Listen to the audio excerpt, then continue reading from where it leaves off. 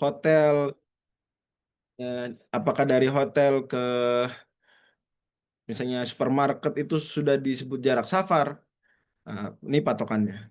Jadi memang ada banyak pendapat dalam hal ini, bahkan 4 mazhab juga, eh, satuan-satuan ulama tidak sampai titik sepakat. Ini silakan saja, banyak pendapat yang beragam, tapi ini yang dikuatkan Muhammadiyah dalam hal ini dari pendapat mazhab Zahiri yang dikatakan oleh Al-Hafidz Ibnu Hajar Al-Asqalani dalam Fathul Bari. Kata beliau, ini pendapat yang hadisnya paling sahih dan paling eksplisit, paling paling jelas dalam topik ini. Ya, sebentar. Saya mungkin enaknya pakai slideshow ya. Oke, sudah terlihat slideshow-nya? Sudah, Ustaz. Oke, baik. Jadi kata Al-Hafidz, ini hadis yang paling sahih dan paling clear dalam hal ini. Yaitu hadis yang menerangkan, kata Anas bin Malik, pembantunya Nabi, karena Rasulullah SAW idza kharaja masirata thalathati amyalin au farasikha solar, katanya 3 mil. Nah, jadi 3 mil, majelis tadi di sini sebut, ini kurang lebih ya, ini typo, plus minus kurang lebih. Nah, kalau dalam kitab Al-Maqadir wal Maqayil karya Syekh Ali Jum'ah, Al-Maqayil wal Mawazin Syar'iyah, kata beliau, 3 mil itu 5,565 kilometer. Ini 5,5 kilometer. Oke, atau 5,6 kilometer kalau mau dibulatkan di satu angka. Nah, itu jadi maksudnya majelis tadi kira-kira 5 kilometer, itu maksudnya 5,5. Nggak benar-benar 5 pas ya. Gitu. Nah, jadi kalau antara prefektur itu jaraknya seperti itu, atau bahkan masih di dalam satu prefektur sudah 6 kilometer, itu dalam pandangan Muhammadiyah sudah bisa. Memang yang mainstream kita mungkin sering dengar dari kecil, yaitu berapa kilometer biasanya 82 kilometer ya, atau 8, kadang disebut 81, 83, ini sekitar itu. Itu yang mainstream. Itu tadi diistilahkan dengan 2 marhalah gitu. Tapi itu bukan satu-satu pendapat, ini pendapat, dan barangkali ini eh, lebih ramah ya buat bagi banyak orang. Tapi silakan, ini nggak wajib juga dia kosor di jarak ini, tapi jika mau dia boleh gitu ya. Lanjut lagi. Kalau kosor, oke, dia ada jarak, nggak bisa kosor tanpa jarak. Ya, bahkan sakit sekalipun nggak bisa kosor. Mesti dia ada perjalanan sejauh tadi, sekitar 5,6 kilometer.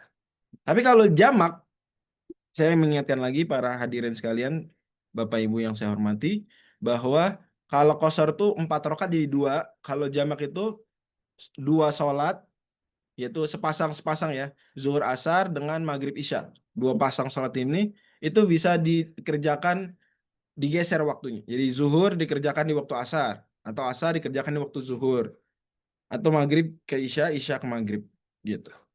Nah, standarnya kan kita biasanya menjamak kalau safar aja. Sebenarnya ada lagi, bisa karena sakit, bisa karena hujan. Bahkan Muhammadiyah menguatkan pendapat mazhab sebagian ulama Malikiyah, sebagian ulama Syafi'iyah ya, yang mengatakan bahwa boleh aja jamak kalau butuh. Misalnya contoh, jadi dia nggak lagi safar, nggak lagi sakit, nggak lagi hujan, cuma lagi mepet aja, atau lagi butuh karena kendala umpama. Misalnya meeting yang dia nggak bisa izin. Ada nggak meeting-meeting seperti itu dengan, mungkin biasanya dengan non Muslim gitu meetingnya. Penting, kita kita yang lagi presentasi misalnya, mungkin nggak kita, wah nggak bisa keluar nih waktu maghrib gitu misalnya, mungkin ya.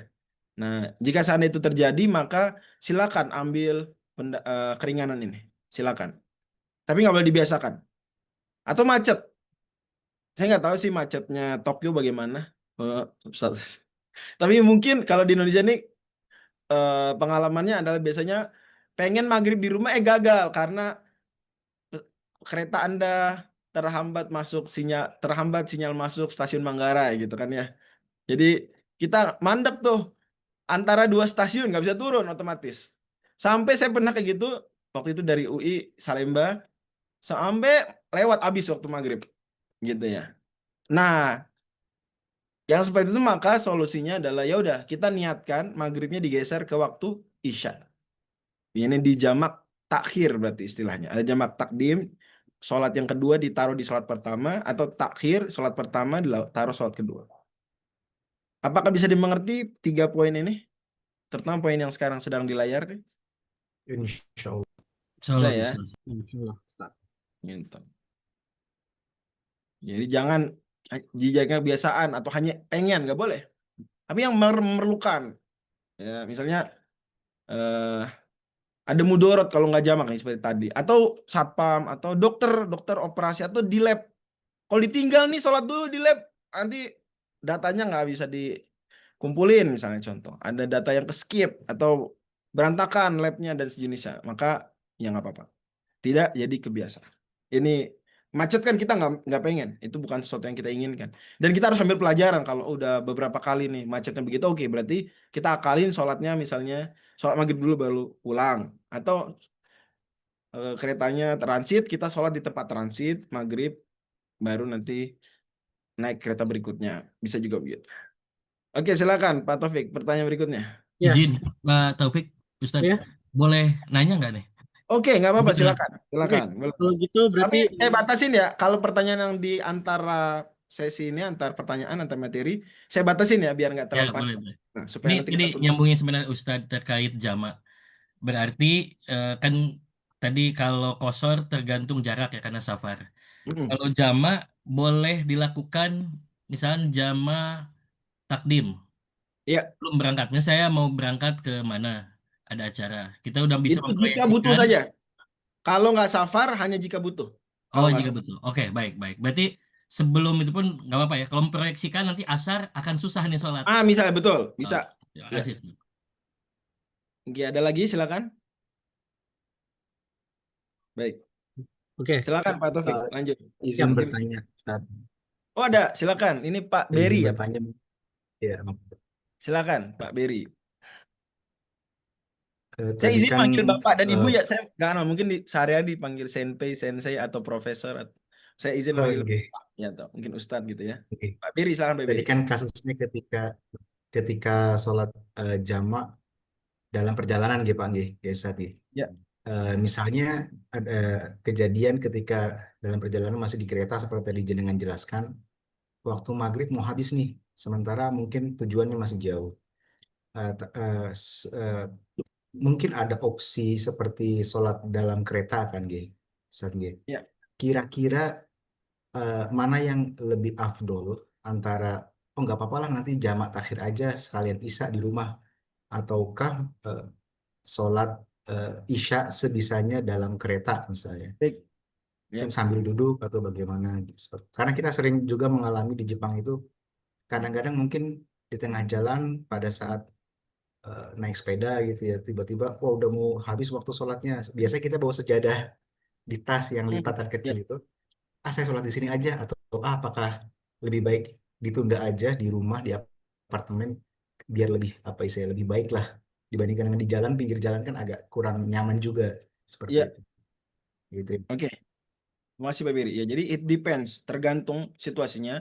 Memang pada asalnya, ini prinsip harus dipegang. Pada asalnya, sholat itu dimensi terpentingnya adalah waktu, bukan tempat ya. Jadi kalau memang contoh misalnya subuh, subuh bisa nggak dijamak? Nggak bisa kan ya? Oh. Kereta-kereta, saya nggak tahu di Jepang, kalau kereta-kereta di Indonesia kan banyak tuh yang berangkatnya jam 10, nyampainya jam 7 pagi besoknya. Berarti kan kita kan melampaui waktu subuh, subuh di atas kereta. Nah, subuh nggak bisa dijamak. Maka ya kalau gitu kita sholat di kereta. Nah, juga misalnya dalam kasus tadi, kita kalau memang keretanya lowong, kita ngukur waktu nih kayaknya eh, nggak nyampe nih, waktu keburu habis. Kita sholat di kereta itu boleh juga. Bahkan pada asal lebih bagus. Hanya saja itu nggak selalu memungkinkan.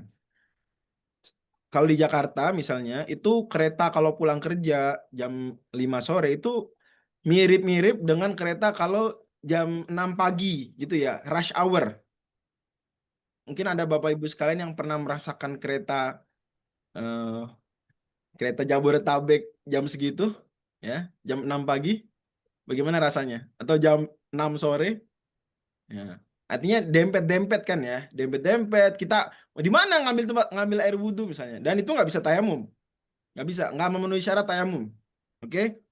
Gitu. Maka dalam pada itu nggak apa-apa. Ini keringanan, dia nunda aja di zaman terakhir. Artinya tergantung.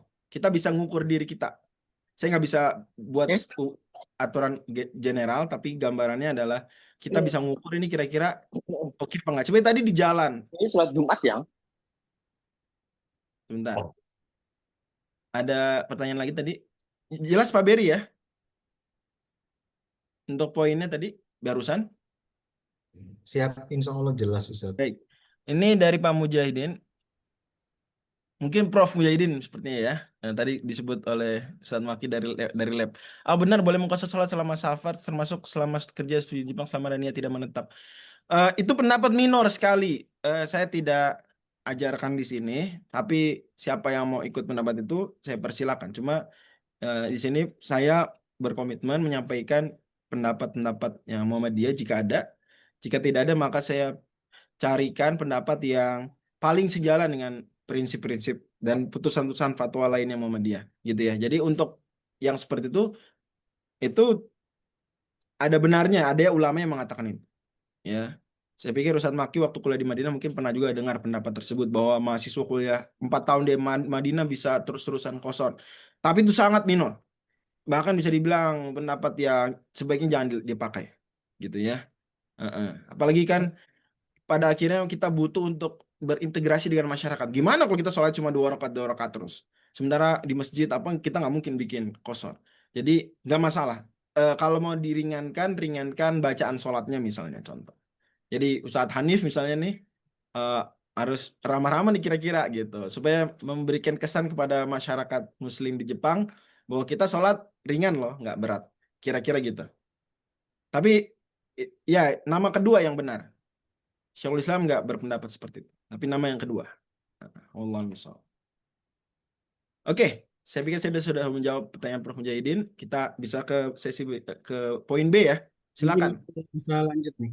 Ya, Eh, silakan. Untuk yang poin selanjutnya adalah tentang sholat Jumat nih, Pak Ustadz. Ada 3 pertanyaan. Yang pertama, bagaimana hukumnya jika tidak sholat Jumat karena masjidnya jauh?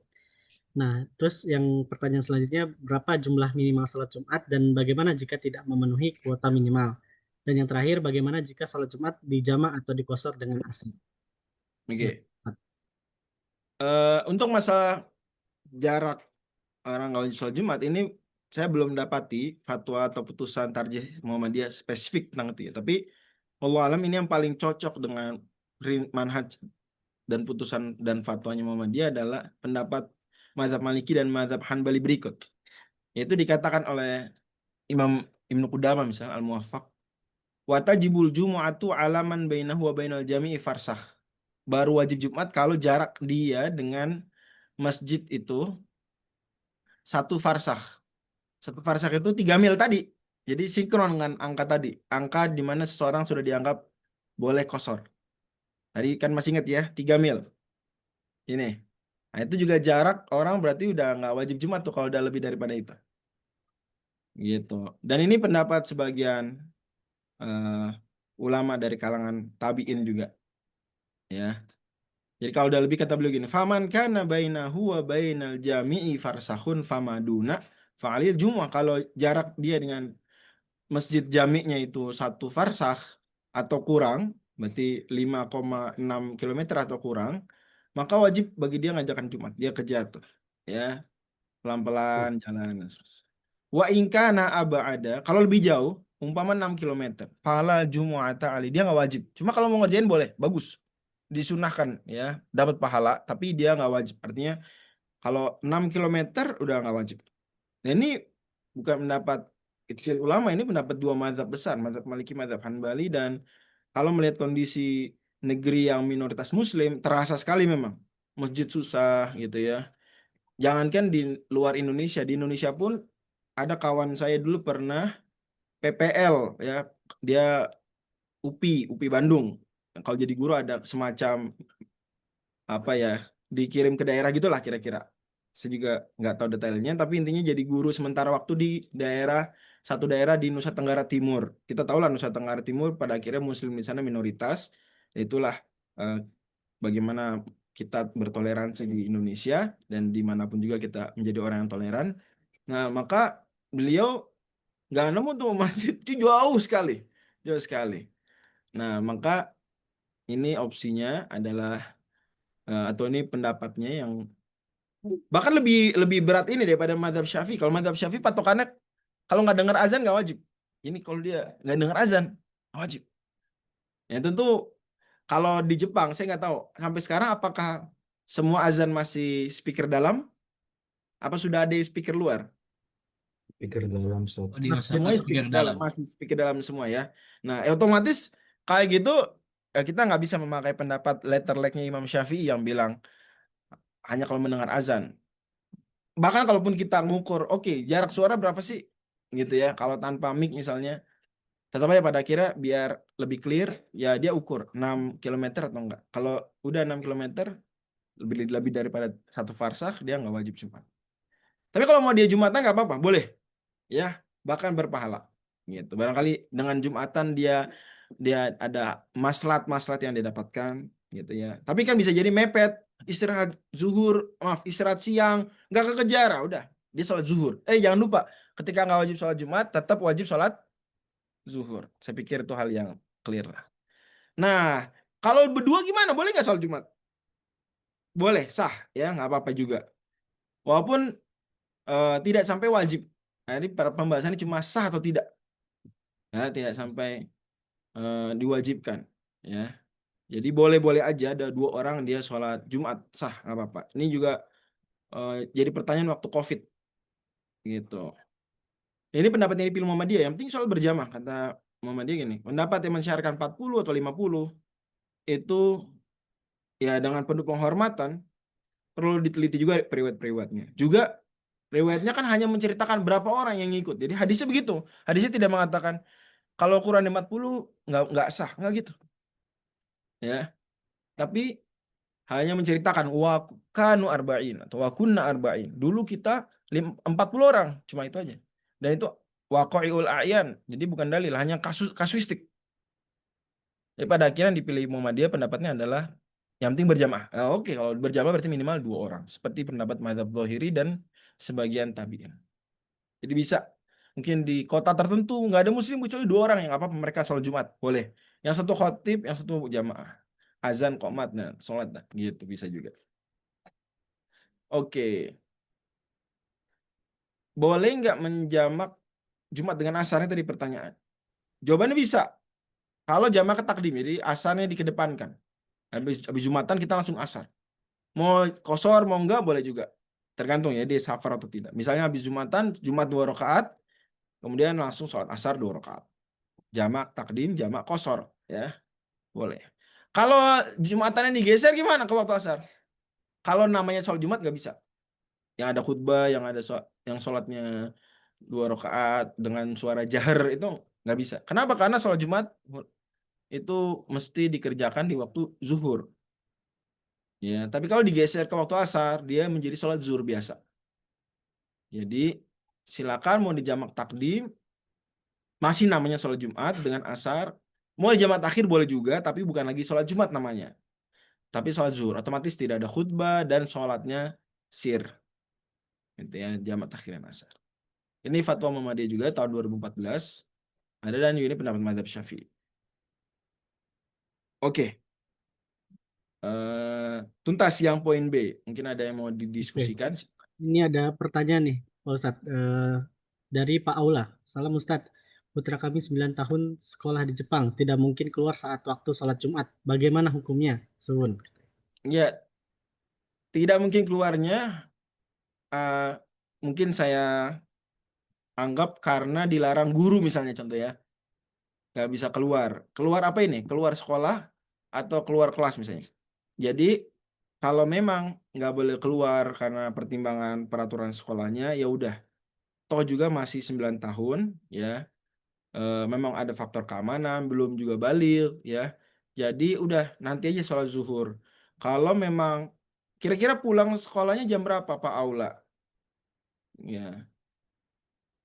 Ini juga waktu saya ke Amerika jadi pertanyaan juga. Pulangnya Mereka jam 2.30 katanya Mas. bertiga asar masih bisa nggak? Maaf, zuhur di rumah masih bisa nggak? Ngerjakan sholat zuhur di rumah? Masih dalam waktu nggak? Atau sudah keluar waktu zuhur?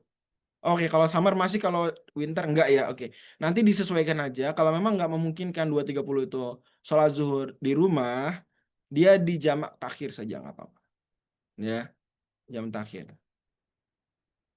Apalagi mungkin jangan-jangan jarak rumah dengan sekolah itu 6 km atau lebih bisa jadi, maka eligible dia, memenuhi syarat untuk dia jamak. Karena dianggap safar tuh. Safar qasir istilahnya. Angka 3 mil tadi tuh bukan safar-safaran, enggak. Dia memang safar. Disebut para ulama lain juga, semua madzhab bilangnya safar itu.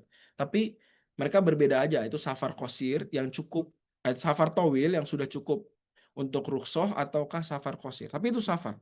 Nah, ulama yang tadi saya sebutkan termasuk Muhammadiyah menganggap, dan ini pendapat banyak ulama madzhab Hanbali termasuk Ibnu Qudamah dan Ibnu Taimiyah juga bilang itu sudah safar, enggak apa-apa.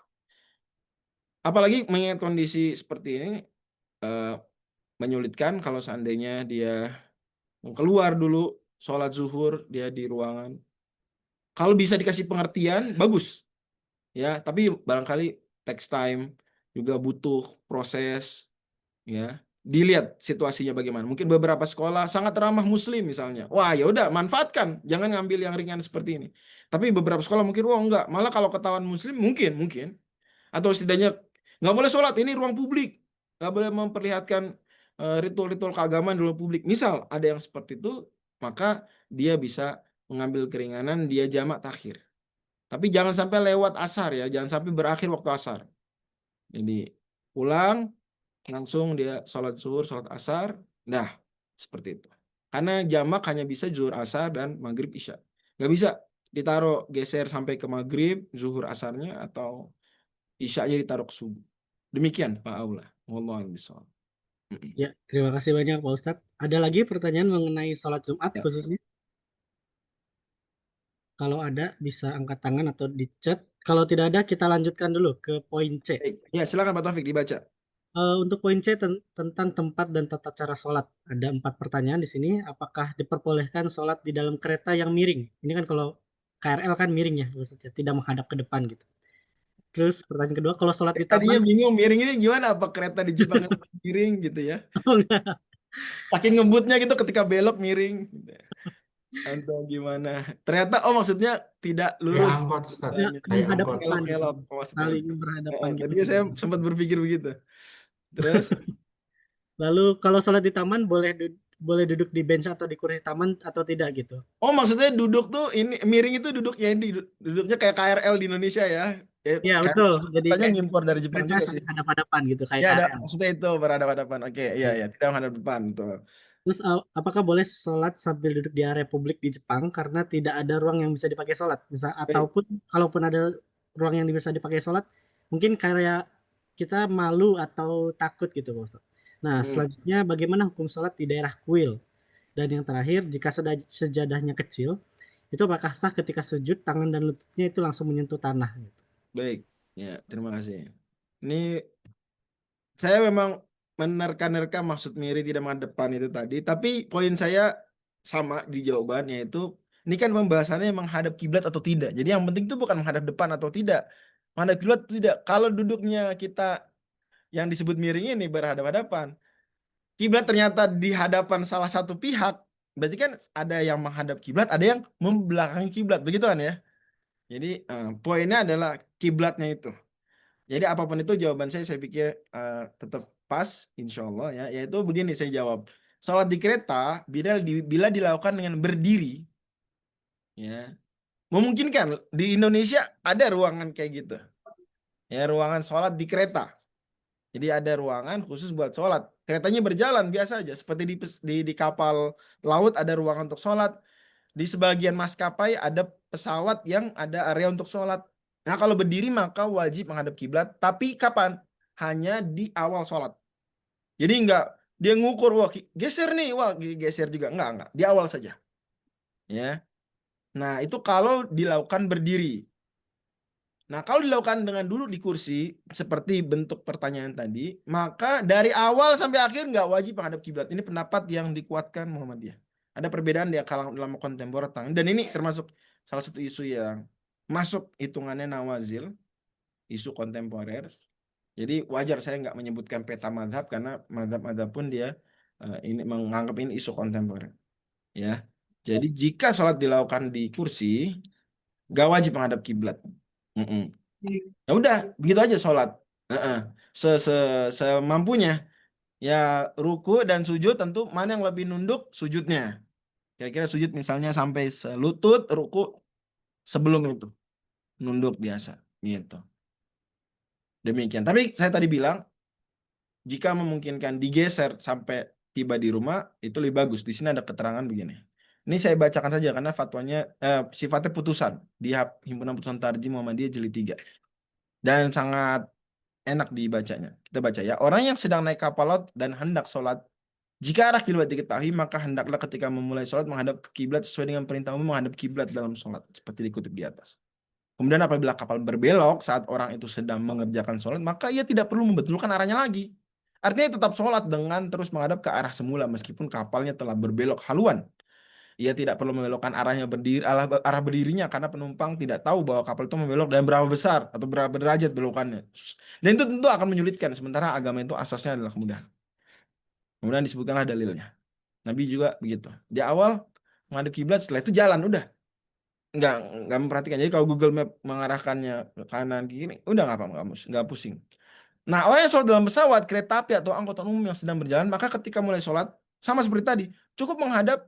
Nah, kalau pakai kursi nih, kalau pakai kursi lebih ringan, cukup menghadap sesuai dengan arah kursinya dalam kendaraan itu, di pesawat, kereta api, angkutan umum. Dan sholat menghadap ke arah manapun sesuai duduknya. Hal itu kadang menyerongkan duduk di atas kursi. Misalnya, wah saya geser nih dikit, nggak menyulitkan. Dan ini tidak sejalan dengan asas pelaksanaan agama yang memberikan kemudahan. Nabi pun terkadang sholat di kendaraan mengikuti arah kendaraan mana menghadap. Bagaimana kalau kendaraan pribadi? Berarti kan semau kita dong. Atau kita nyewa mobil gitu ya. Kita yang ngendarain, kita yang menentukan. Yang dapat diatur pemberhentiannya apabila hendak sholat, maka ia hendaknya berhenti. Jadi kalau mobil pribadi berhenti. Dan mencari tempat sholat seperti di masjid atau di musola yang terdapat di SPBU. Kalau tadi ceritanya siapa tadi? Pak Beri kalau nggak salah. Yang menepi ke area tertentu sholat di area terbuka dengan sejadah. Saya pun pernah merasakan itu waktu di Amerika. Ya. Apabila ia sangat terburu-buru, tapi apabila ia sangat terburu-buru, misalnya hendak mengejar keberangkatan kereta api atau pesawat, wah ngebut nih harus nih. Kalau nggak kita ya ketinggalan flightnya. Ya udah dia sholat sambil berkendara, duduk gitu bebas, tidak harus menghadap kiblat. Poin ini sangat penting. Apakah bisa difahami halaman ini? Ya, bisa dipahami, Pak Ustadz. Baik. Kita ke slide berikutnya dulu. Tadi ada pertanyaan tentang sholat sambil duduk di bench atau kursi taman. Boleh atau enggak? Nah, jadi gini, kalau kita bisa berdiri, sholat wajib nih. Saya pikir pertanyaannya pasti seputar sholat wajib. Itu hanya boleh kita berdiri, nggak boleh duduk kalau memang kita kuat berdiri. Tapi kalau kita memang lagi sakit, kita boleh duduk. Nah, mungkin isunya kalau di taman itu adalah apakah boleh, apakah maslahat, apakah nanti kalau kita sholat di situ menimbulkan mudarat lebih besar enggak di lingkungan tersebut. Karena ya saya sendiri pernah merasakan itu di Amerika, beda state itu kita beda perhitungan tuh tentang kasus ini. Saya ingat waktu itu lagi di salah satu state, nggak perlu saya sebut, itu diingatkan tuh sama Muslim yang lain, mereka bukan orang Indonesia waktu itu, ngingetin jangan sholat di tempat publik ya kalau di state ini, kita bisa ditembak atau apalah gitu, apalagi kelihatan kayak anak kecil gitu kan atau anak muda gitu. Nah, tapi di state lain nggak, sangat nyaman. Saya merasakan enak sekali, nggak ngumpet-ngumpet gitu. Beberapa bisa di bandara, sambil di area apa kita nunggu itu menjelang boarding memungkinkan sholat beragam. Jadi kita harus berhitung itu juga, nggak apa-apa. Di dalam Sirah Nabawiyah pun ada cerita-cerita seperti itu. Nabi SAW juga kadang sholat sembunyi-sembunyi, ya, dan kadang sholat memperlihatkan. Dua-duanya Nabi lakukan, tergantung sikonnya. Sahabat-sahabat ada yang sholat sembunyi-sembunyi, ada yang sholat terang-terangan, tergantung siapa sahabatnya juga. Dan dia kaum apa, suku apa, tinggal di mana, gitu. Jadi ada beberapa dimensi di sini. Dimensi pertama, dimensi berdiri dan duduknya. Kalau dia mampu berdiri, nggak boleh duduk. Ya. Dimensi kedua adalah dimensi kalau dia seandainya sholat di tempat umum seperti itu, kira-kira ada mundur lebih besar nggak? terkait keamanan dia, terkait dengan bagaimana masyarakat tersebut nanti akan menilai. Jangan-jangan Muslim makin dipersulit kalau ada sholat di tempat umum. Kalau gitu kita bisa pilih-pilih lah, ya, agak ngumpet dikit misalnya, itu juga bisa jadi cara. Bahkan kita bisa pakai cara yang seperti ini, sholat dalam kuil, dia sah, ya. Tapi ini nggak ada fatwa eksplisit dari Muhammadiyah tentang ini ataupun putusannya. Namun wallahu a'lam bishawab, nampaknya yang paling cocok adalah dengan prinsip Muhammadiyah ini, pendapat mazhab Syafi'i ini dan mazhab Maliki, mayoritas ulama. Yaitu memandang dia sah tapi makruh. Dan makruh ini nggak haram ya, beda. Makruh itu jadi mubah, jadi boleh ketika ada kebutuhan. Dan saya pikir juga pasti kalau orang Muslim sholat di gereja ada kebutuhan, bukan gaya-gaya aja ya. Gitu. Maka kalau gitu nggak makruh lagi. Jadi bisa dibilang sholat dalam kuil ketika memang kita butuh, ya mubah. Begitu kalimatnya. Ini kutipannya dari kitab Al-Majmu'. Mazhab Hanbali lebih ringan, bahkan bilang la ba'sa, dari awal memang nggak ada makruh. Tapi kita bilang mazhab Syafi'i pun bilang kalau butuh nggak makruh, mubah. Dan mazhab Hanbali pun bilang yang terbaik nggak sholat di gereja atau di ini kuil ya. Tuqra sholatu fil kanisati wal bi'ati haqqum min nasr. Bi'ah ini kuil. Ya. Jadi apa hukum sholat di kuil? Sah, mau makruh. Tapi kalau butuh boleh. Makanya Umar bin Khattab, sering orang membawakan cerita Umar bin Khattab sholat di mana? Umar bin Khattab pernah sholat di gereja di Al-Quds di Yerusalem. Mudah-mudahan Allah Subhanahu wa taala bantu saudara kita di sana. Nah, padahal di sini Imam Nawawi menukilkan Umar bin Khattab berpendapat sama, yaitu makruh. Kok Umar bin Khattab makruh tapi beliau sholat di gereja karena ada kebutuhan waktu itu. Banyak kepentingan. Misalnya karena ingin menunjukkan bahwasanya beliau tidak mempermasalahkan, tidak menganggap najis atau sejenisnya tempat tersebut gereja waktu itu. Kan waktu itu mungkin ada ketidakkenalan lah Muslim dan Nasrani. Nasrani belum kenal Muslim, janjian yang anggap gereja kita najis atau sejenisnya. Nah, dengan Umar sholat di situ jadi kan hilang tuh stigma negatif tersebut. Dia sholat kok di gitu. Menariknya adalah dalil yang digunakan. Kata para ulama, dalilnya diantara adalah Nabi SAW sholat di Ka'bah waktu Ka'bah masih ada gambar-gambar. Jadi dalam Ka'bah dulu ada gambar Nabi Ibrahim, Nabi Ismail, gitu. Gambar pokok kayak hal-hal kemusyrikan di dalam Ka'bah. Tapi Nabi sholat di situ. Nah itu dalil menarik sekali. Artinya ya kuil pada akhirnya bangunan biasa. Orang lah yang memaksudkannya sebagai kuil. Oke, di dalamnya ada gambar, ada alat-alat tertentu, tapi ya kita sholat. Wallahualam. Kemudian bagaimana kalau sejadahnya kecil? Ya biasanya orang kalau sholat di tempat umum dia bawa sejadah yang kecil gitu ya. Mukena sekarang menarik, ada yang dilipat kecil sekali gitu ya, dibuka bisa besar. Alhamdulillah kemajuan teknologi membantu kita ya. Nah, tapi sejadah kecil ini bikin tangan kita menyentuh tanah langsung. Gimana? Nah, kita bilang kalau tanah tersebut tidak najis, ya, yang penting nggak najis saja. Walaupun tanah, batu, yang secara perspektif tertentu dibilang kotor, tapi dia dalam perspektif syariat nggak najis. Jadi memang Islam pinginnya adalah tidak najis dan tidak juga kotor. Tapi setidaknya kalau kotor, tidak seburuk najis. Jadi masih sah sholatnya, nggak apa-apa. Bahkan Masjid Nabawi sebenarnya zaman Nabi SAW itu ya tanah. Jadi boleh, yang itu bukan najis. Wallahu a'lam. Ada pertanyaan di kolom chat, saya Ya, respon ada langsung ya, sangat relate. Ada dari Ibu Mutiara. Kalau sholat di rumah teman non-Islam, apakah makruh? Enggak makruh, karena dia bukan kuil. Ya. Meskipun mungkin ada, kecuali di rumah dia tuh ada area khusus untuk persembahan atau sejenisnya, itu baru dia dianggap seperti kuil. Gitu ya, kan ada yang rumah seperti itu. Tapi kalau ya ruangan biasa, kamar, dia netral, nggak makruh.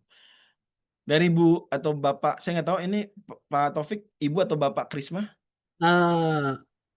tapi Nggak mungkin tahu yang juga. Pak ini dulu aja Pak Hantoro. Oke, nggak baik-baik. Kalau yang Intinya Krisma saya kurang tahu. akun dengan nama Krisma, saya mohon maaf tidak bisa menebak dan nggak berani menebak ya Bapak atau Ibu. Ibu, oke, Ibu Ibu, Krisma. oke. Ada jawabannya langsung, Pak. Sholat di kursi, apakah saat takbiratul ihram berdiri dulu atau boleh dalam kondisi duduk? Kalau mampu berdiri, jadi gini, mampu nggak berdiri? Kalau mampu berdiri, tapi nggak mampu lama-lama Ustadz, ya udah awalnya berdiri dulu. Nanti kalau udah nggak kuat duduk. Jangan langsung mula-mula duduk. Anda mampu berdiri. Tapi kalau memang dari awal tidak mampu berdiri, langsung duduk.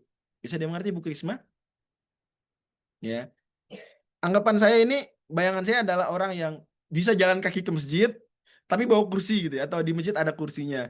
Terus sampai masjid, dia di soft langsung duduk, terus takbiratul ihram duduk.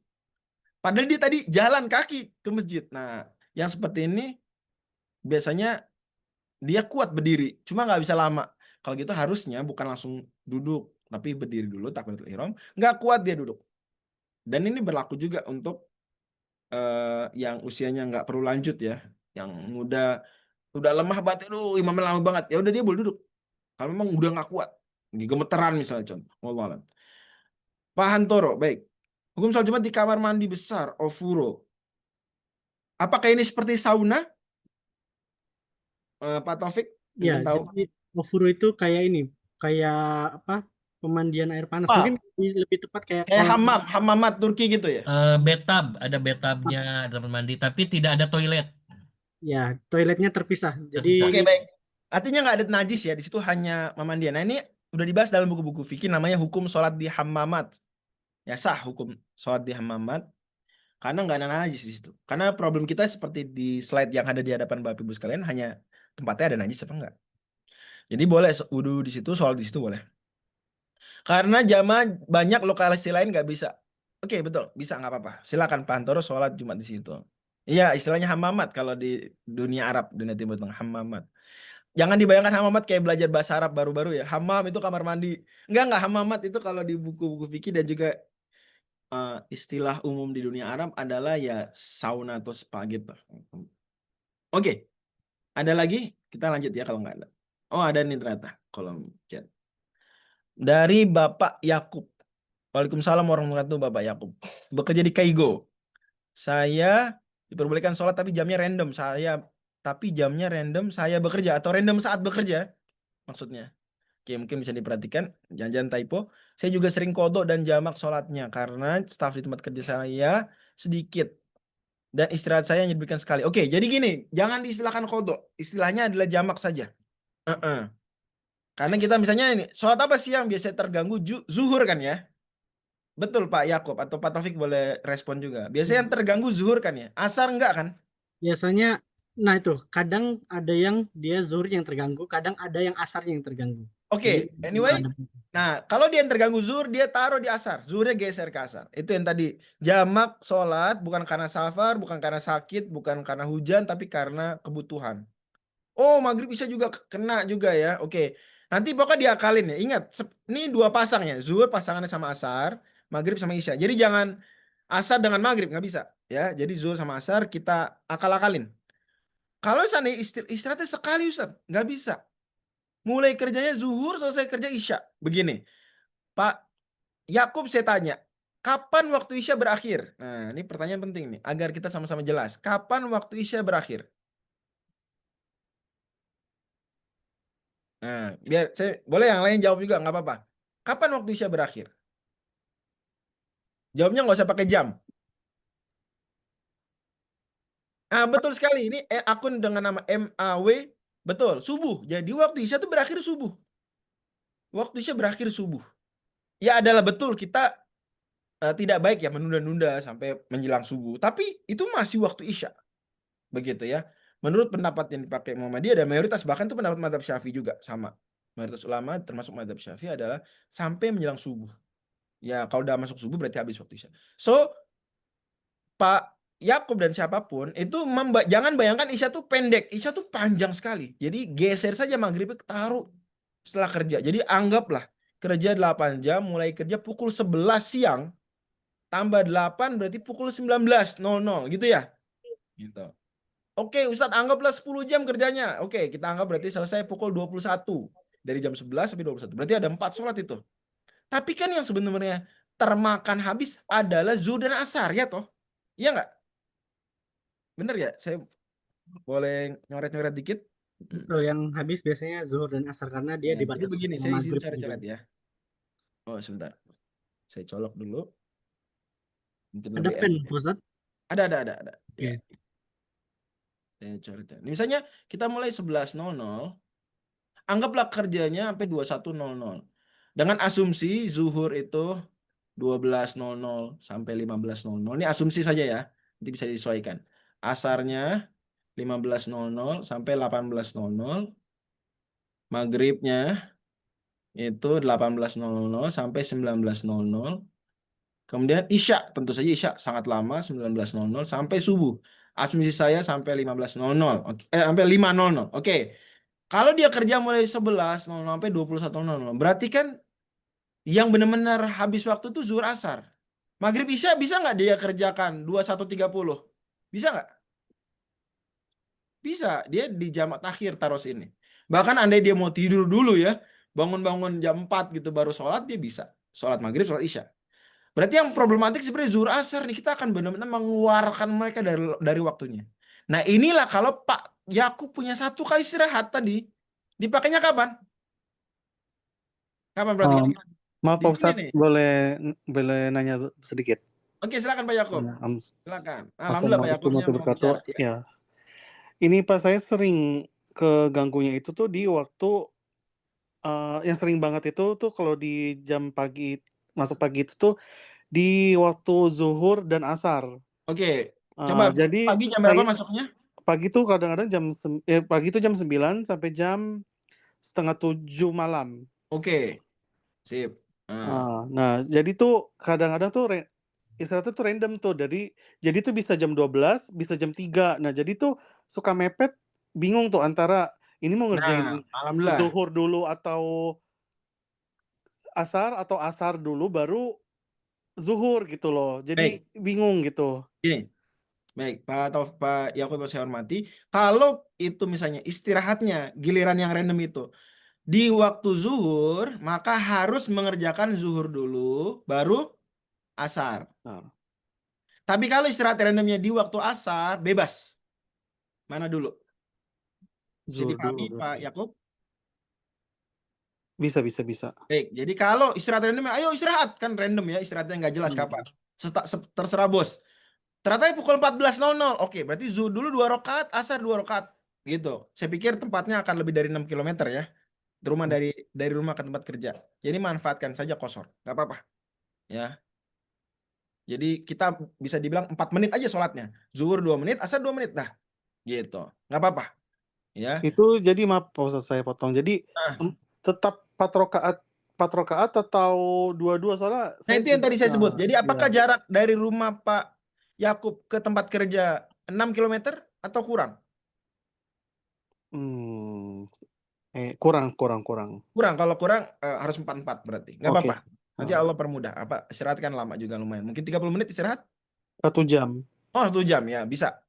Diizinkan sholat oleh bos atau Diizinkan sih, alhamdulillah. Alhamdulillah. Ya, mudah-mudahan Allah berkahi tempat-tempat kerja di Jepang yang memberikan kemudahan buat kaum muslimin mengerjakan ibadahnya. Nah, terus juga ini Pak Ustadz mau nanya juga. Jadi tempat saya juga kan lagi memang staffnya cuma dikit doang. Nah, kadang-kadang tuh kalau shift malam itu tuh suka keganggu pas di waktu winter. Jadi kalau di Jepang itu kalau winter itu subuhnya itu bisa di jam 5 lewat atau ke jam 5.30 pagi. Kalau di Jepang tuh. Nah, jadi di tempat kaigo saya itu tuh di jam 5 itu tuh sudah mesti bangun pasien-pasien tuh. Oh, baik. Pekerjaannya terkait dengan kesehatan ya. Iya. Nah, jadi tuh kalau di winter itu tuh saya sering banget kecoh sholatnya tuh gimana, terus bangunin Oke, pasien tuh kayak coba gimana diulang gitu. yang winter ini mulai kerja pukul berapa misalnya 5.30. Saya mulai kerja itu kalau shift malam itu dari jam 5:30 sore sampai jam 10 pagi. 5:30 sore sampai pukul 10 pagi. Iya, panjang shift malamnya. Istirahatnya jelas apa biasa? Istirahatnya tuh random juga, jadi kayak ganti-gantian. Berarti seperti ini dia ini udah bisa sholat maghrib dan isya nih 17.30. Enggak, itu Maghrib jadi udah bisa. belum bisa. Jadi kalau Bisa. Oh, berarti 3 sholat ini akan kena masalah. Nah, iya kalau bener gini, banget. upayakan kalau memang bisa istirahatnya diatur, istirahatnya tuh gini, mengambil sebagian waktu isya, misalnya nih, subuh jam berapa anggapannya? Kalau Kalau winter? winter itu pasti di jam 5 lewat, kadang 5.30 Oke, kalau nggak kita salah. anggap pukul 5, ini subuh ya, kita anggapnya Iya. 5.30 subuh. Nah, maka kita upayakan istirahatnya mulai pukul 5.00 sampai 6.00. Sehingga kita dapat sebagian waktu itu. Tadi lupa, maaf, Ya, saya potong lagi. ya. Kalau di saya itu tuh jam 5 udah nggak dapat istirahat. Jadi istirahatnya itu tuh di jam 1 sampai jam 3 doang. Itu tuh Oh kayak gitu, oke. muter. Ya, baik. Nah, kalau gitu nggak apa-apa. Di jam 1, ini sholat maghrib dan isya. Iya, Oke. Tentu saja jamak takhir ya. iya. Kemudian nanti subuhnya, ya udah kerja-kerja aja. Nanti setelah sudah pulang, baru dikodok. Oh, oke. Memang seperti itu kasusnya. Ya, sambil mudah-mudahan ada yang bisa mengusahakan ya supaya memperkenankan ya ada orang-orang tertentu yang mungkin punya power diberi istirahat tambahan. Bisa jadi itu di negara-negara lain ada yang politikus atau politisi ya yang dia bisa mengusahakan. Tapi selama itu belum bisa, which is itu tetap harus diusahakan, maka nggak apa-apa Pak Yakub sholat subuhnya dikodok ya, sholat subuhnya Oke. dikodok. Alhamdulillah udah dapat jawaban jadi tenang. Iya, Wih, demikian. Pak Ustadz Memang saya ada nanti Pak Yakub akan dengar pendapat sebagian ulama yang bilang gini, oh enggak, dia di waktu subuh itu meniatkan dengan hatinya sholat, ya gitu. Tapi nggak apa-apa, nggak perlu. Ya itu ada pendapat seperti itu. Kita pakai pendapat yang satunya lagi, boleh juga. Itulah salah satu makna sebagaimana ungkapan terkenal yang disebutkan juga Imam Ibnu Qudamah dalam Lumatul I'tiqad, waqtilafu al ulama'i rahmah wattifakum hujatun qatiyah. Kalau ulama berbeda pendapat itu jadi kemudahan buat kita. Kalau sepakat maka kita nggak boleh cari yang lain. Gitu. Jadi karena ulama di sini berbeda pendapat, kita boleh pakai pendapat yang satunya lagi yaitu yang bilang apa? Ya sudah berarti orang ini tidak bisa mengerjakan sholat di waktunya. Begitu dia bisa, dia ngerjakan. Demikian Pak Yakub. Wallahu a'lam bishawab. Ya, Oke. barakallahu fikum. Makasih banyak Pak Ustadz. Sama-sama. Pak Ustadz, saya Pak, ada pertanyaan lanjutan mungkin dari yang Pak Yakub. Boleh Pak Ustadz? oke, Pak Taufik, ngukur waktu kira-kira cukup nggak kira-kira kita? Insya Allah cukup sih Pak Ustadz. Oke, baik, silakan kalau melihat gitu. dari slide. Jadi mungkin yang tadi ya yang masalah sholat subuh gitu ya disambungkan dengan pertanyaan sebelumnya yang tentang sholat di kursi gitu ya. Itu berarti kalau sholat subuhnya misalkan kasusnya tadi karena nggak ada istirahat, berarti dia secara hukum boleh ya sholat di kursi kerjanya dia ya Pak Ustadz ya? Betul sekali. Jadi kan bayangan saya Pak Yakub itu kerja kesehatan ya, itu benar-benar nggak bisa curi-curi sholat, ya nggak sih? Ya, jadi nggak bisa. Tapi mungkin ada beberapa kerjaan Iya, dia benar bisa banget. curi sholat dalam tanda kutip ya. Misalnya dia apa ya? Mungkin jaga kasir misalnya, kan bisa dia sholat sambil duduk ya toh. Lagi nggak ada pelanggan. Artinya kalau memang seseorang masih bisa sholat sambil duduk di waktu subuh itu lebih bagus daripada dia kerjakan di luar waktu yang mana dia itu hanya bisa kalau terdesak. Kalau nggak bisa, ya kalau nggak terdesak nggak boleh. Ya, dan dalam hal ini dianggap kondisi memang menyulitkan. Ya, maka silakan. Bisa dipahami Pak Taufik. Jadi kalau yang bisa duduk, alhamdulillah mantap. Lebih bagus daripada keluar waktu. Siap. Terima kasih banyak Pak Ustadz. Oke, mungkin kalau tidak ada lagi kita lanjutkan ke topik selanjutnya mengenai pakaian sholat. Oke, silakan dibaca pertanyaannya Pak Taufik yang di layar. Nomor 10, sholat menggunakan sepatu dan hoof itu bagaimana dan apa bedanya? Apakah bisa juga pakai kaos kaki? Terus yang nomor 11, sholat dengan pakaian yang terkena najis, misalnya darah penyembelihan hewan, sedangkan tidak ada baju ganti dan waktu istirahat yang terbatas juga gitu. Nah, ini bagaimana? Sebentar. Jadi hoof itu bedanya dengan sepatu biasa adalah ini hoof sebenarnya sering diterjemahkan sepatu aja, tapi dia sebenarnya kalau kita bicara pembahasan fikih dia punya makna khusus yaitu asatir ya yang menutupi seluruh kaki. Nih kata Syekh Wahbah Zuhaili begitu. Yang menutupi seluruh kaki. Jadi sendal bukan hoof. Ada sendal terbuka bagian kakinya, telapak kaki, apa tuh punggung telapak kaki ya, punggung kaki tuh kelihatan jari-jari kelihatan, itu bukan hoof. Tapi ada yang nutup. Sampai setinggi apa? Sampai mata kaki. Ya pokoknya hoof itu adalah yang penting kalau ini mata kaki yang menutupi semua. Terbuat dari apapun, kulit, dalam hal ini kain, ya, dan seterusnya. Malah kalau kita lihat dalam literatur klasik, hoof itu yang biasa disebut khuf itu mungkin bahasa kita kayak mirip-mirip sepatu bayi gitu. Nggak benar-benar keras bawahnya, tapi kuat. Tapi nggak benar-benar keras. Jadi bukan seperti sepatu yang ada kalau di jalan tuh trok karena kasar permukaan bawahnya. Itu sudah sah disebut khuf. Yang penting bagian bawah tertutup full dan bagian atasnya menutupi mata kaki. Maksudnya di sini eh, di luar sepatu bukan di dalamnya, ya ini yang diusap itu bagian luar. Nanti kalau wudhu, nah kelebihan khuf apa nih kelebihannya? Karena dia menutupi mata kaki, kelebihannya kalau kita lagi wudhu, pas bagian kaki nih, kita usap aja. Usap, nanti kita pertama-tama wudhu pakai normal di rumah ya, nggak pakai sepatu, kaki kita basuh dengan air. Kemudian kita misalnya sholat subuh, terus berangkat kerja deh. Nah, pas kerja kita nggak memungkinkan nih melepas nih, sulit atau bagaimana. Boleh, nggak apa-apa. Bahkan kita bisa ngelepas, kalau kita mau nggak lepas pun nggak apa-apa. Nanti kita wudhu lagi kalau batal wudhunya. Nanti kita usap deh. Usap aja. Sekali. Nah, jadi kalau ini misalnya khuf, begini aja, set, usap. Dengan basahan yang sedikit. Seperti ini. Sholat, pakai sepatu tersebut. Misalnya tempatnya memungkinkan untuk sholat pakai sepatu. Tapi kalau kita harus lepas sepatu, ya maka kita basuh biasa. Jadi ini kelebihannya di situ. Pertanyaan tadi adalah, apakah kaos kaki termasuk khuf? Iya, kalau kaos kakinya lebih tinggi dari mata kaki.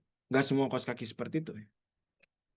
Walaupun ini pendapat mazhab Hanbali, ini ulama-ulama banyak yang nggak setuju juga. Dianggap, oh kan kaos kaki tipis. Ya, tapi kita bilang, yang penting dia menutupi. Gitu. Ini screenshot dari buku tuntunan Toharoh, yaitu putusan tarji dalam tuntunan Toharohnya Majelis Tajwid dan Tajwid Provinsi Daerah Istimewa Yogyakarta. Dan ini meskipun nggak eksplisit, tapi melihat konsep-konsep Muhammadiyah, putusan-putusan lain, dan definisi ini dalam putusan ini, maka kaos kaki, atau dalam tuntunan ini, kaos kaki ini memenuhi syarat. Ini juga pendapat mazhab Hanbali ya. Jadi bisa, kita nggak usah lepas kaos kaki, udah usap aja di atas. Set. Ini sholat dengan kaos kaki. Dan ini biasanya banyak terjadi kalau lagi winter. Atau saat situasi nggak mungkin. Ada pertanyaan dari Bapak Gusri. Waalaikumsalam warahmatullahi wabarakatuh. Bagaimana dengan baju kerja yang terkena daging babi di saat memberikan bantuan makanan kepada pasien?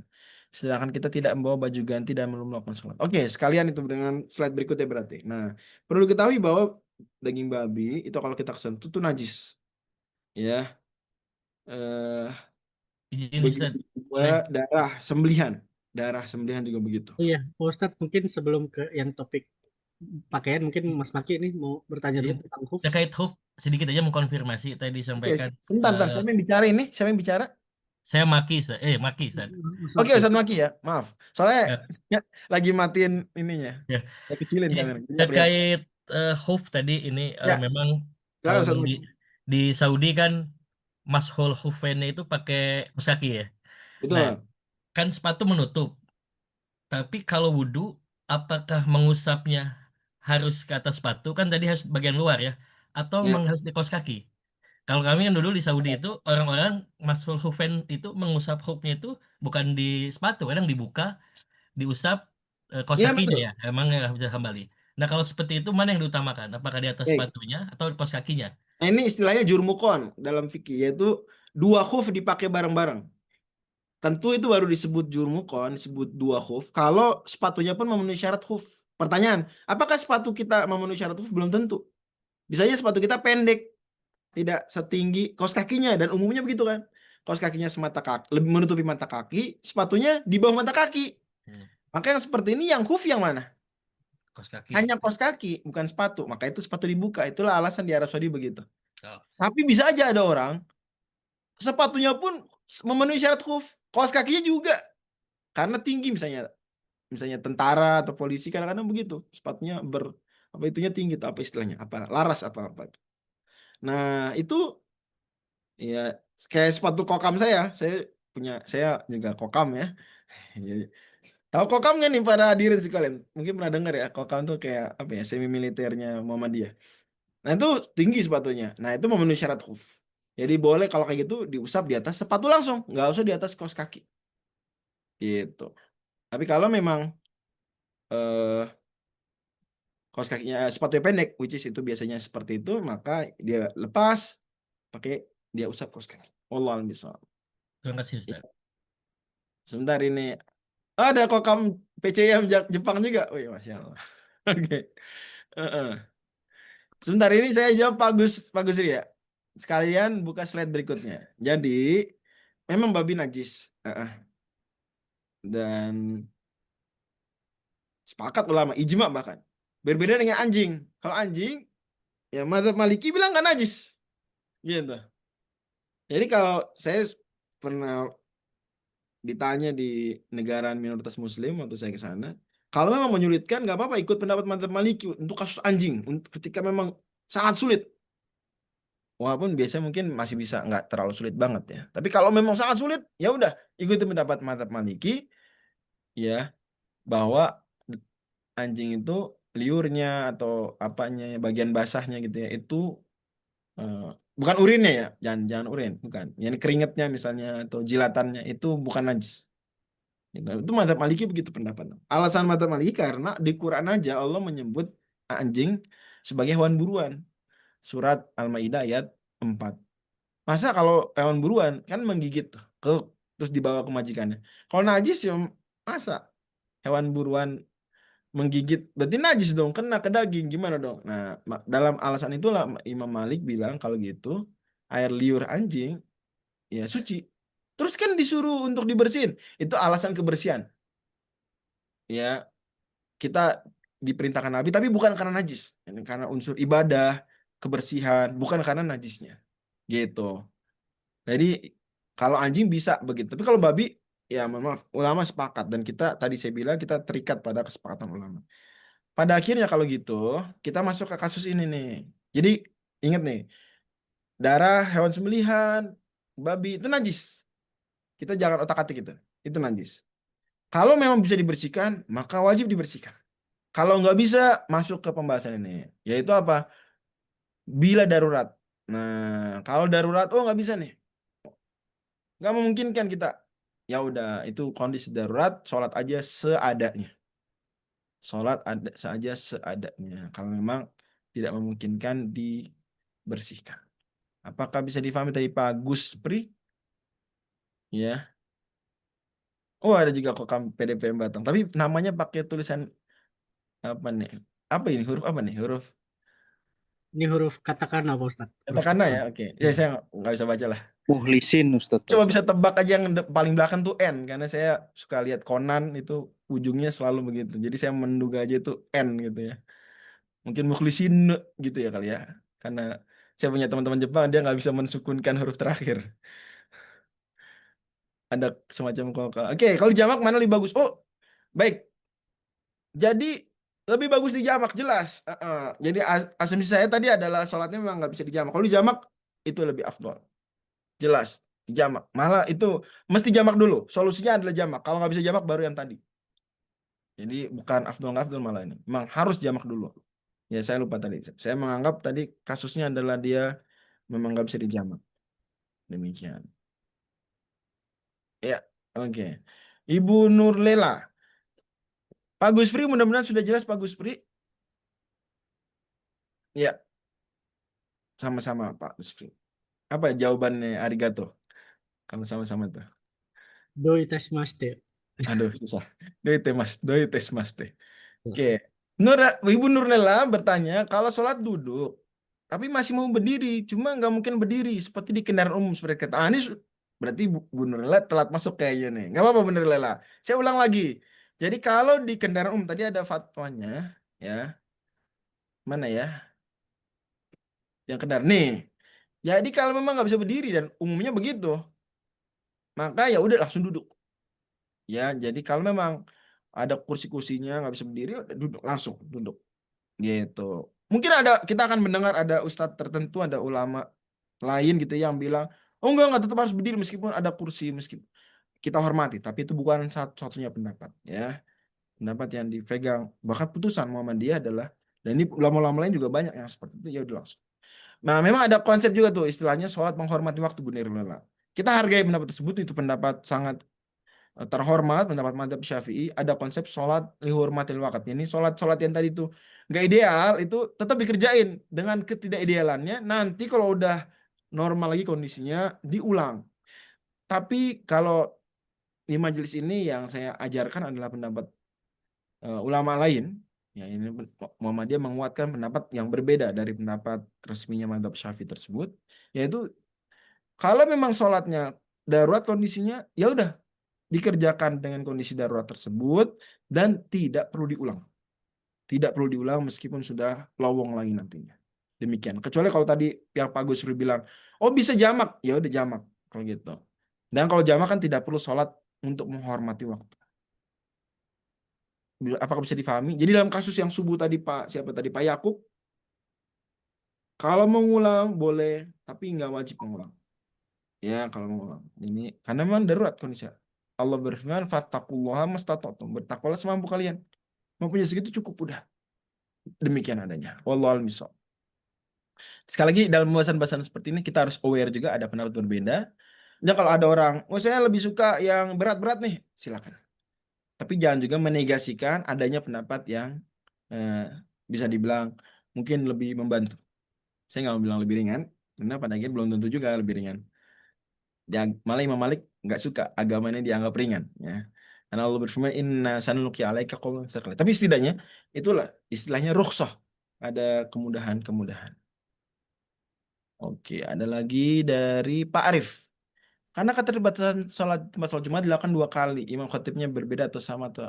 Oke, ini saya pernah merasakan juga nih waktu di Amerika. 2 kloter. Nah, kalau gitu, sebentar. Saya ingat saya waktu itu saya jadi yang kedua. Ya, jadi imam khotibnya boleh orang yang sama, boleh nggak apa-apa. Artinya nanti dia akan sholat 2 kali. Kalau khutbah 2 kali itu nggak jadi masalah sama sekali ya, khutbah 2 kali karena sifatnya ya ceramah. Tapi kalau sholat 2 kali kan mungkin jadi orang itu jadi problem gitu ya. Sholat 2 kali. Itu pun nggak jadi masalah betul-betul. Kenapa? Karena memungkinkan seorang imam sholat zuhur 2 kali untuk mengimami 2 jamaah yang berbeda, memungkinkan, nggak apa-apa. Nanti mana yang tercatat wajib bagi sang imam ya? Yang pertama, yang kedua tetap boleh, nggak masalah. Tapi yang terbaik agar aman, tidak keluar dari perbedaan pendapat ulama adalah dibedakan saja. Minimal yang dibedakan adalah imamnya. Minimal. Ya, kalau nggak bisa dibedakan khotibnya, imamnya. Syukur-syukur khotibnya bisa beda, jadi lebih gampang lagi. Sang imam, sang khotib, ya udah orang berbeda. Dibagi aja tuh. Dia sholat Jumat kloter ke berapa, jam berapa. Kan ada ukurannya ya. Wallahu a'lam bishawab. Jazakallahu khairan, Pak Arif. Kita lanjut barangkali. Senpai Taufik. Kita lanjutkan aja ke Oke, yang sekarang ke poin wudhu dan air. Nah, kita ada sampai F ya, dikit lagi berarti ini. Ya, ada 2 topik utama lagi. Yang pertama, untuk yang wudhu dan air itu ada 3 pertanyaan. Bagaimana jika wudhu dilakukan terputus? Jadi sebagian sekarang, sebagian nanti. Mungkin kasusnya misalkan wudhu yang pertama itu sampai telinga, nanti kakinya belakangan gitu. Baik. Terus yang kedua, wudhu pakai air cool itu apakah sah? Karena di Jepang ini banyak sekali cool yang ada air buat bersucinya mereka lah ibaratnya. Nah, terus yang selanjutnya adalah apa syarat air wudhu? Apakah boleh minuman seperti teh atau Pocari Sweat gitu, Ustaz? Baik.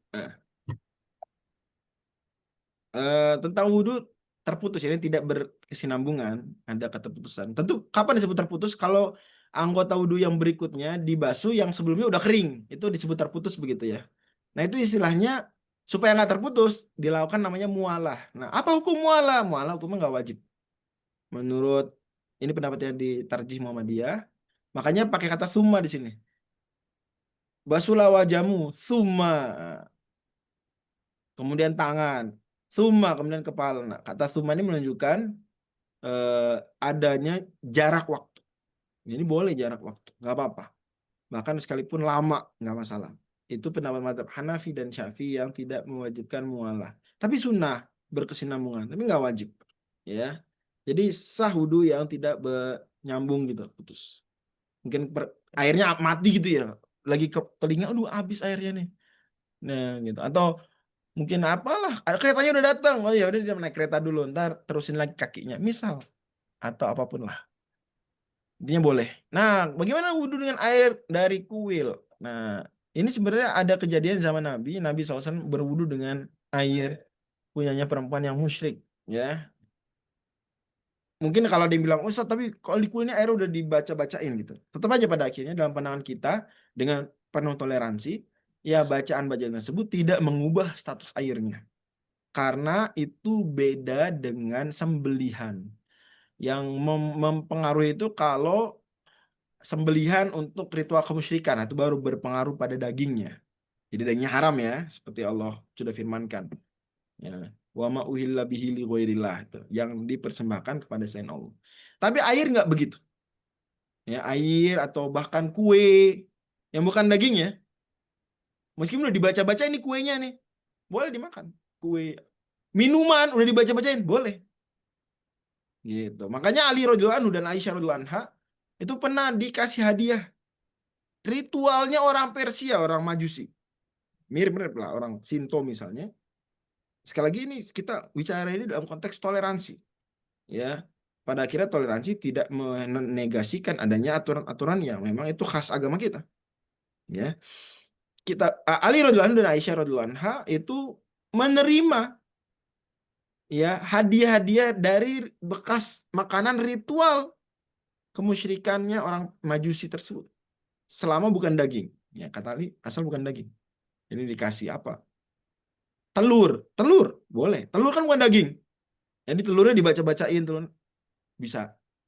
Apalagi yang lain-lain ya, kue, minuman. Otomatis yang makanan, minuman yang masuk ke perut aja ringan, apalagi air yang sebatas untuk bersuci, maka lebih ringan lagi. Terlebih tadi saya sebut Nabi SAW berwudu dari min mazadati mura'atin musyrikan ya. Tawaddu'a min mazadatin mura'atin musyrikan. Di kitab Nailul Autar, hadisnya terkenal riwayat Muslim. Hadis yang panjang sebenarnya, tapi singkatnya ada gitu. Bukan Muslim bahkan. Ya. Jadi boleh dan sah karena airnya masih berstatus suci mensucikan. Oke. Bahkan mungkin boleh jadi airnya lebih bersih air yang di kuil ya daripada air yang di luar kuil. Itu malah membantu kita juga. Emang syarat air wudhu apa sih? Yang penting airnya murni. Ya air suci mensucikan. Ya H2O yang jernih gitu ya. Kalau misalnya air hujan, air tanah, air laut. Jadi asin air laut nggak mempengaruhi, nggak masalah. Bahkan ada hadis khusus tentang itu, hadis surat Abu Daud dan lain-lain. Nabi mengizinkan untuk berwudu dengan air laut meskipun asin. Kalau ada campuran yang sedikit pun nggak apa-apa, asal campurannya pencampurnya suci, misalnya kecampur tanah sehingga kecoklatan nggak apa-apa. Apalagi dicampur kalau mungkin kecampur sedikit kaporit nggak apa-apa. Dalilnya ini bahwa Nabi nyuruh dalam memandikan mayat pun, kan mandikan mayat memandikan berarti bersuci tuh. Itu air dicampur dengan kamper, ya kapur barus. Itu kan air yang dicampur dengan sesuatu tapi sedikit. Atau dicampur dengan daun bidara, tapi sedikit. Tetap masih kelihatan itu ya dominannya ya air yang biasa. Atau tadi dicampur dengan kaporit, dikit kaporitnya, nggak sampai terlalu banyak. Atau kecampur tanah, kecampur hal-hal yang memang yang nggak mungkin air di alam bebas itu kecuali pasti kecampur itu. Mungkin kecampur lumut, itu apa? Adapun kalau dia benar-benar memang menjadi sesuatu yang lain, minuman lain ya, terlalu banyak campurannya. Seperti dicontohkan Pocari Sweat ya, Pocari Sweat kayaknya dari Jepang ya, seingat saya, betul ya. Pocari Sweat atau air teh, air madu, air kelapa. Madu dan kelapa ini meskipun alami tapi ya bukan air. Nggak disebut air yang kita maksud untuk air murni ini. Kelapa walaupun ya kita buka kelapa ada airnya itu kayak ini tapi tetap itu bukan air yang sah. Tidak sah. Sebab ini Intinya air kayak cairan ini kita. suci saja tapi tidak mensucikan. Iya. Wallahu alam. Oke. Poin E begitu ya. Saya ringkas. Ini ada, saya buka sedikit pertanyaan dari Ibu Caca. Mudah-mudahan Ibu ya, benar ya. Saya, walaupun biasanya kadang ada beberapa nama Caca juga untuk laki-laki. Tapi karena ini pengajian Indonesia, umumnya ya, ibu-ibu. Apa boleh jika tidak ikut sholat berjamaah? Jika kita sudah mengetahui imam tersebut kurang dalam makhrijul huruf dan hafalan Quran. Sedangkan tidak ada lagi yang lebih bagus dari dia. Akhirnya saya sholat sendiri aja. Gitu. Begini, mudah-mudahan benar ya, Ibu Caca ya. Atau Pak Taufik dan lain-lain mungkin bisa memperbaiki. Saya Kalau dilihat dari namanya sih mungkin ibu sih. Iya benar betul. ya, oke baik. Saya menganggap itu masalah besar kalau Bapak dipanggil Ibu atau sebaliknya. Baik, jadi kalau memang tidak ada imam yang lain, yang dia yang the best, bahkan dia better daripada kita, maka sah Ibu sholat di belakang dia. Karena seburuk-buruknya dia better daripada kita. Gitu ya, kalau memang begitu ceritanya. Tapi kalau, oh enggak Ustaz, saya sebenarnya lebih bagus, cuma karena saya perempuan aja. Gitu. Kalau gitu, maka pertimbangannya hanya makhraj huruf. Kalau hafalan Quran, cuma masalah banyak sedikit, itu nggak jadi soal. Karena kan bukan rukun sholat. Rukun sholat cuma surat apa? Yang rukun sholat cuma surat Al-Fatihah. Jadi kalau hafalan Quran maksudnya nih, wah dia cuma 3 juz Ustaz, saya 10 juz. Itu nggak ngaruh. Ya, selama imamnya hafal Al-Fatihah. Gitu. Coba kalau imamnya juga nggak hafal Al-Fatihah, itu baru matters. Nah, yang jadi soal di sini sebenarnya makhraj huruf. Mungkin imamnya membaca huruf H dengan H, alhamdulillah. Atau huruf apa? Qaf dengan kaf, ya. Sirotol mustaqim gitu pakai kaf misalnya. Atau yang lainnya yang benar-benar dia signifikan mengganti huruf. Kalau gitu betul Ibu sholat sendiri aja. Ya. Boleh juga kalau seandainya sholat sendiri akan jadi problem buat masjid tersebut, Ibu sholat seolah-olah berjamaah sebenarnya sendiri. Nggak apa-apa juga. Ya, boleh juga begitu. Jadi Ibu Caca ya seolah-olah kelihatan orang sholat berjamaah, tapi sebenarnya Ibu sholat sendiri. Itu juga boleh, apa-apa. Silakan dipertimbangkan mana yang kira-kira tidak menimbulkan mudarat lebih besar. Demikian. Sudah jelas Ibu Caca? Bapak Romi, waalaikumsalam warahmatullahi wabarakatuh. Berkaitan sholat di kereta atau di pesawat, bagaimana hukum bersucinya? Nah, tadi saya sudah singgung sebenarnya, mungkin Pak Romi belum masuk ya, nggak apa-apa. Jadi kalau tayamum nggak bisa diganggu-gugat. Itu memang bukan kondisi yang nggak ada air, dia ada air, jadi tetap harus berwudu. Gitu.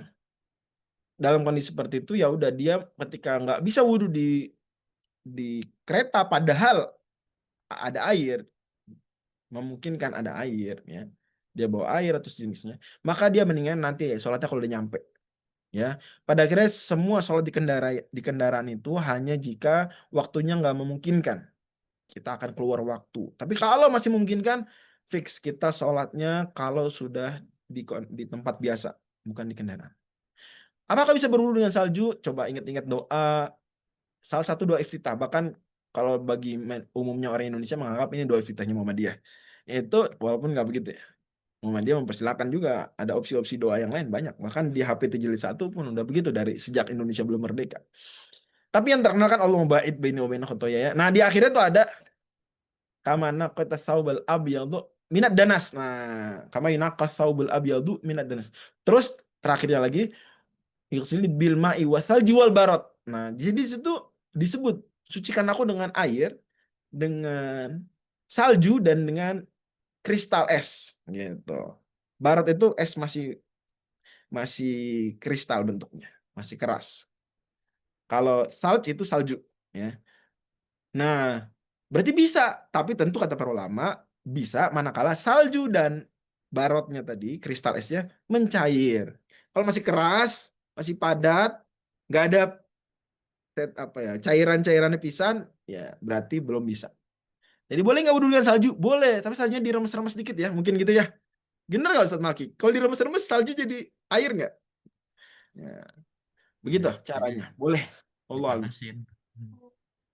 Demikian. Kita ke poin F berarti ya, habis itu biar bisa Ya, pertanyaan betul. longgar ya. Terus selanjutnya Silakan. poin terakhir tentang kondisi darurat atau kesibukan. Ada 2 pertanyaan nih Pak Ustadz.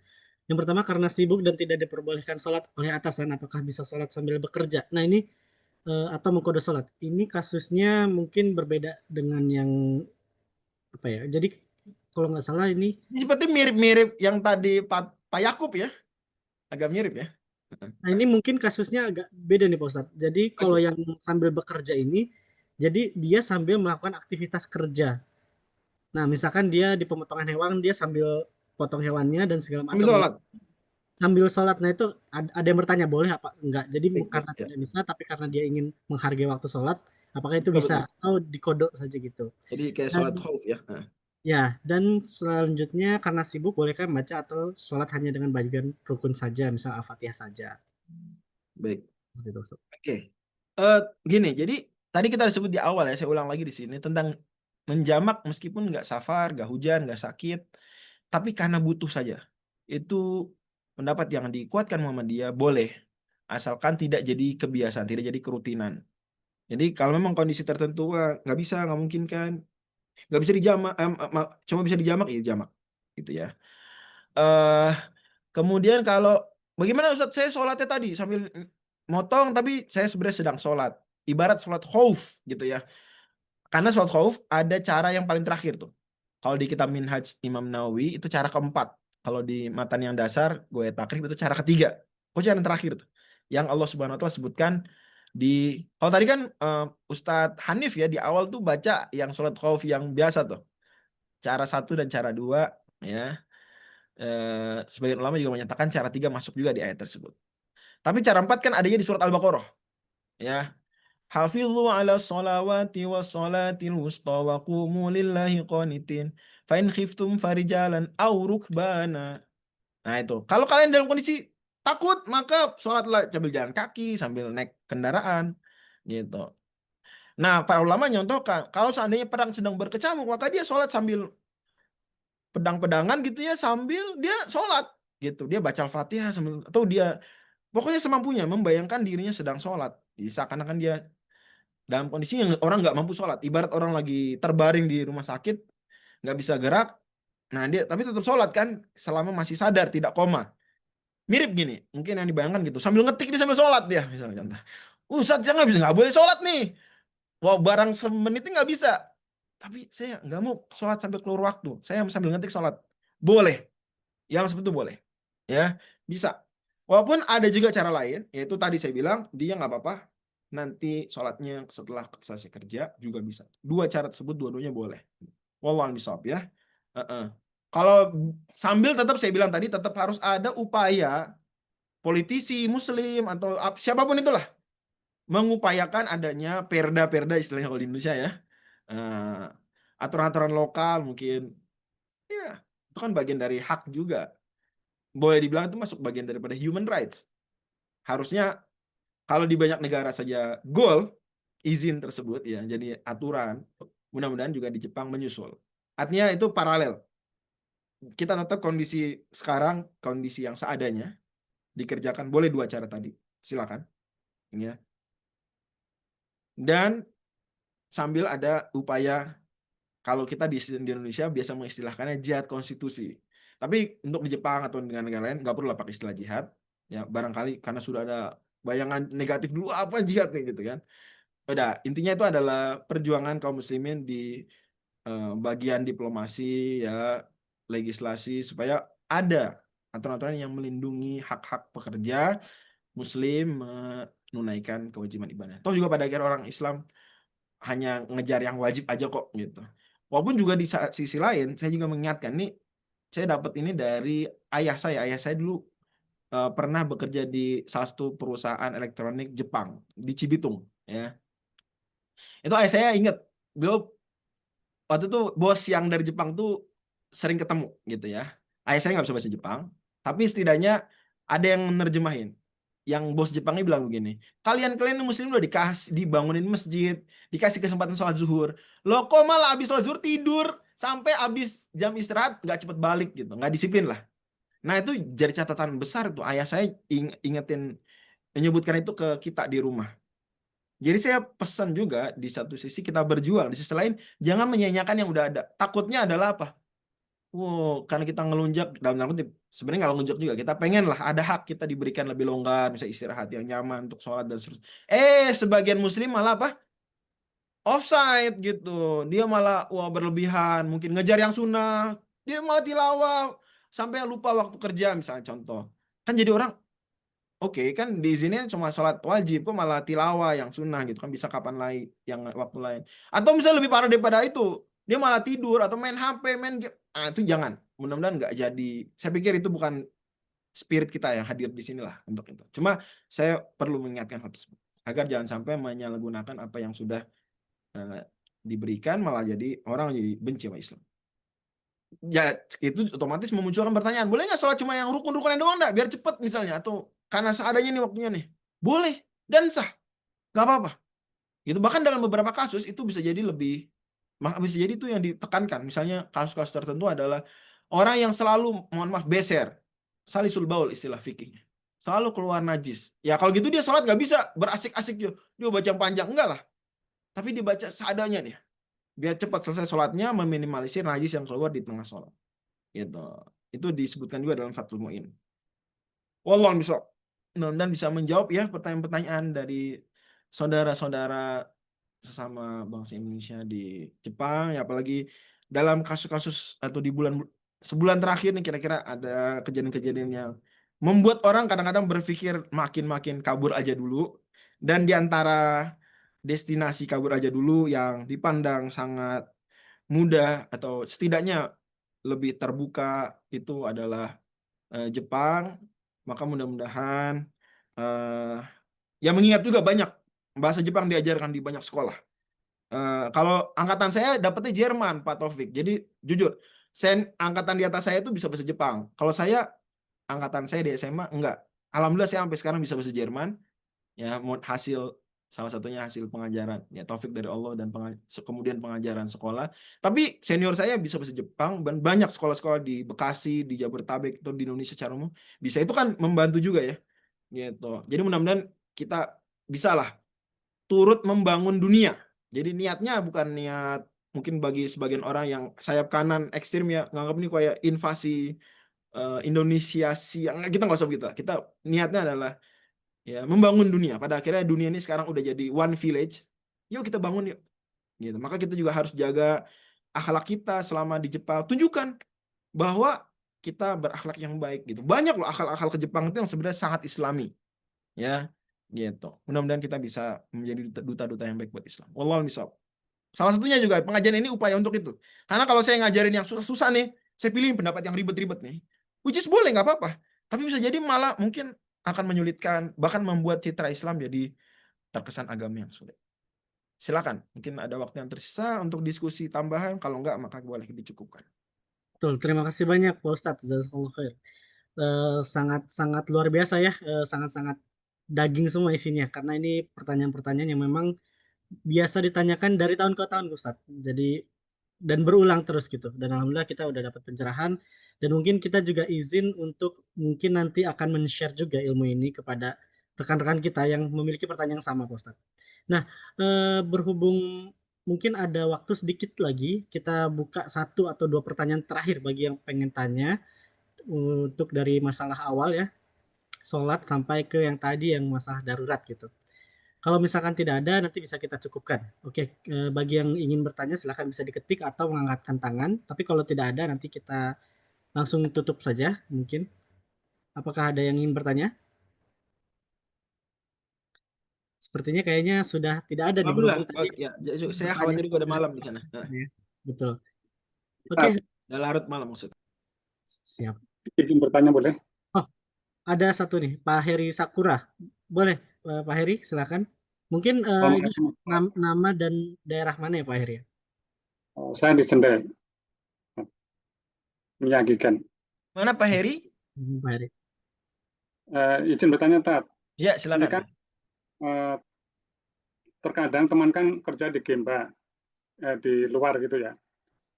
Itu kan terkadang sholat luhur sama asarnya itu kesulitan. Karena misalnya pas membersihkan gedung itu kan tempat sholatnya nggak ada gitu. Nah, apakah itu nanti boleh di kode waktu maghrib atau gimana itu, Tat? Terima kasih. Baik, ini kasus nggak biasa ya, di mana zuhur asar benar-benar full time, nggak bisa sama sekali karena sedang bersihin kaca gedung atau sejenisnya, ya nggak apa-apa. Kalau kayak gitu memang kasusnya dia sholatnya nanti setelah selesai kerja, segera dia sholat gitu. Oh, Tapi kalau berarti misalnya bisa, ada nih ruang nih waktu, misalnya zuhur pukul 12, asar berakhir pukul 18. Ada waktu dia rentang tersebut, kalau dia bisa jamak, yang harus dilakukan ada dia jamak. Ya, entah digeser ke awal, dia sholat zuhur dan asar dulu baru kerja, atau zuhurnya ntar sekalian gitu. Artinya upayakan jamak dulu, masih dalam waktu zuhur dan asar. Gak bisa, ya udah. Berarti pas maghrib kita kerjakan zuhur dan asar. Gitu. oke, Demikian. terima kasih. Izin Ustaz, nyambung nih satu. Mana yang didahulukan? Apakah kalau tadi kodok tadi ya, zuhur asar dilakukan di waktu maghrib kan?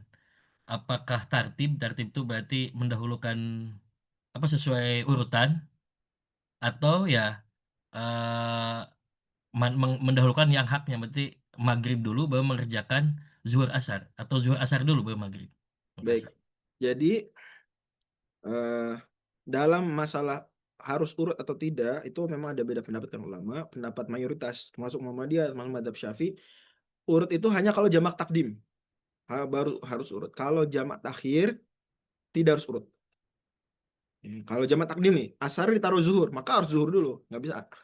Tapi kalau zuhur ntar belakangan, maka bebas urutannya.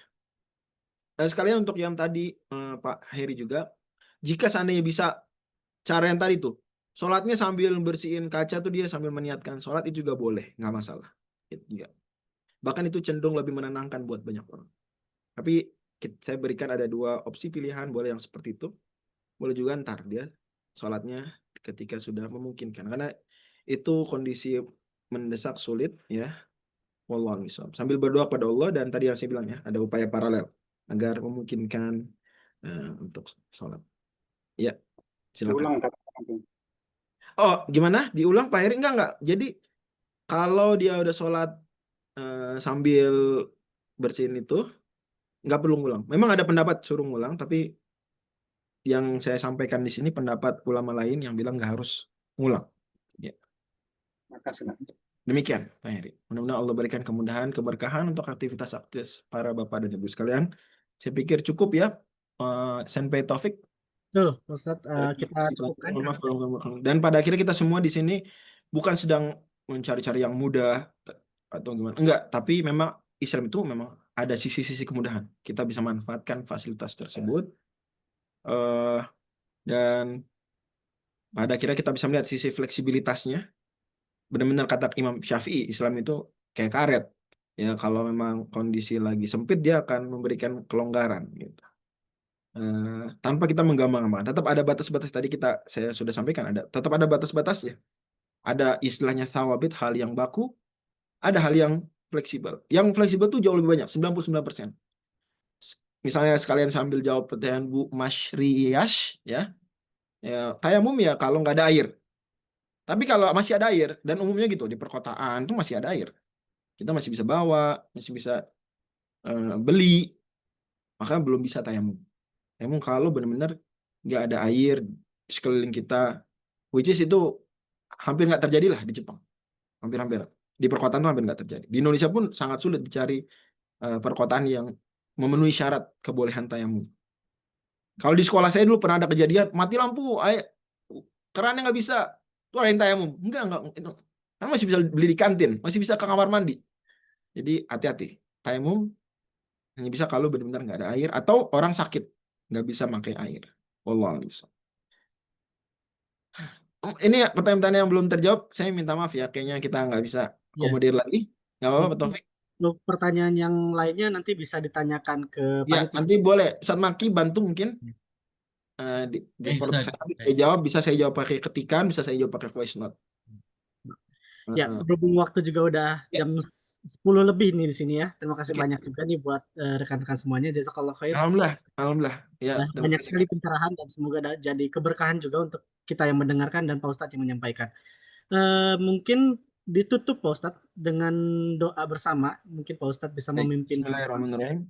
Alhamdulillah minan katsiran thayyiban barakan fi kama yuhibbu rabbuna wa yarda ya rabbana lakal hamdu lakal syukru kama yanbaghi li jalali wajhika karim wa 'azimi sultanik Allahumma ighfir lil muslimina wal muslimat wal mu'minina wal mu'minat al ahya'i minhum wal amwat innaka sami'un qaribun mujibud da'awat wa ya qadhil hajat Allahumma izzil islam wal muslimin wa ansurna ikhwanana al mujahidin la siyama fi Filastin wa fi kulata umuril muslimin fi kulli biladin la siyama fi Indonesia la siyama fil Yaban ya rabbal alamin اللهم إنا نسألك علما نافعا ورزقا طيبا وعملا متقبلا ربنا هب لنا من أزواجنا وذرياتنا قرة أعين واجعلنا للمتقين إماما ربنا اغفر لنا ولوالدينا وارحمهم كما ربونا صغارا ربنا آتنا في الدنيا حسنة وفي الآخرة حسنة وقنا عذاب النار وصلى الله على نبينا محمد وعلى آله وصحبه وسلم وآخر دعوانا أن الحمد لله رب العالمين.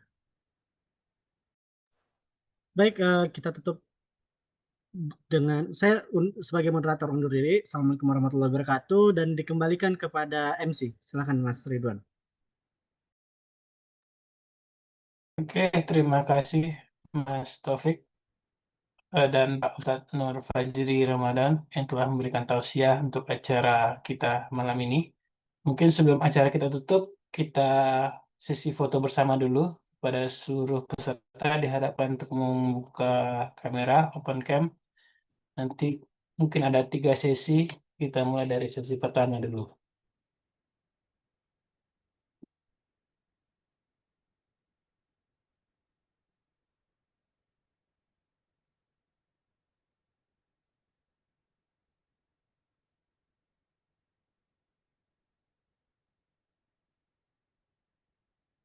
Oke, kita mulai untuk yang sesi pertama.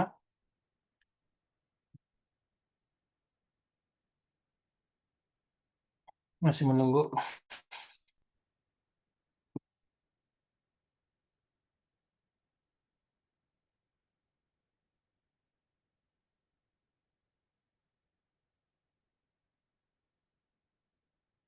Oke, 1, 2, 3. Oke, kita masuk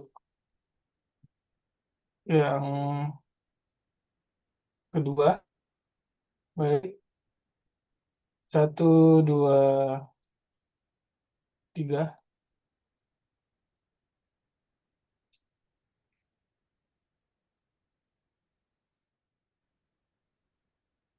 Oke, kita masuk yang baris ketiga.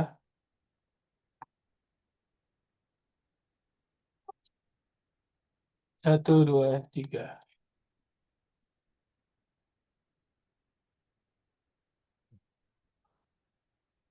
Oke, mungkin demikian saja acara Zoom kita hari ini terkait hukum fikih sholat di negeri minoritas. Saya sebagai MC, mohon maaf jika ada kekurangan dalam penyampaian dan lain hal. Saya akhiri acara Zoom malam ini dengan mengucapkan alhamdulillahirabbil alamin. Alhamdulillah. Saya akhiri. Assalamualaikum warahmatullahi wabarakatuh. Waalaikumsalam. Waalaikumsalam warahmatullahi wabarakatuh. Ustaz, jazakallah Syukran khair. Ustaz, Jazakallah. Buat semua, terima Fajri. kasih. Warahmatullahi wabarakatuh. Terima kasih Mas Taufik. Terima Pak kasih. teman-teman. Terima Terima kasih kasih juga. semuanya. Ustaz. Berarti insya Allah nanti ada topik lain lagi ya Mas Maki ya. Kita Ya, insya Allah. Mungkin menarik lagi nih. atas persetujuan Pak Mujahidin Iya. tentang Makanan ya. haram makanan mungkin ya. Kayaknya menarik tuh. Boleh. Insya Allah nanti kita Di jadwalkan lagi Mas. Jepang ya. Siap. Kita Sip. susun dulu mungkin ini ya, Mas Taufik. Seperti yang ini. Thor dan ini kita susun dulu untuk narsumnya kita carikan. Terima kasih. Terima kasih banyak Terima semuanya. kasih. Bapak semuanya rekan-rekan. Assalamualaikum warahmatullahi wabarakatuh. Tutup. Assalamualaikum warahmatullahi wabarakatuh. Salam. Assalamualaikum warahmatullahi wabarakatuh.